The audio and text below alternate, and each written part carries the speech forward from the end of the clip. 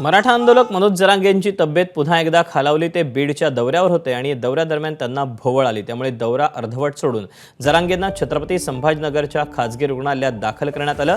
जरांगेंना उष्माघात आणि अतिसाराचा त्रास होत असून डॉक्टरांनी त्यांना विश्रांतीचा सल्ला दिला आहे। मनोज दादा जरांगे पाटलांना परवापासूनच त्रास होतो। थोडंसं ॲबडोमिनल पेन, लूज मोशन आणि फीवर ह्या कंप्लेंट्स 3 दिवसापासूनच होत आहे। आज ते सकाळी परत बीडला दौऱ्याला गेले असताना कार्यक्रमात त्यांना चक्करही आली। एकंदरीत हे 3 दिवसापासून जे आहे ते सनस्ट्रोकसारखं आहे। ऊन लागल्या कारणाने त्यांना हे सगळे कंप्लेंट्स आहेत। आजचा BP थोडासा 90/70 असाच कमी आहे, त्यामुळे चक्कर आली असेल। ॲबडोमिनल पेन आताही परसिस्टंट आहे। लूज मोशन थोड्या अगोदरपेक्षा कमी झाल्यात। आपण त्यांच्या आता सगळ्या टेस्ट पाठवतोय आणि बाकीचे रिपोर्टही आता करून घेतो। ABP माझा, उघडा डोळे बघा नीट।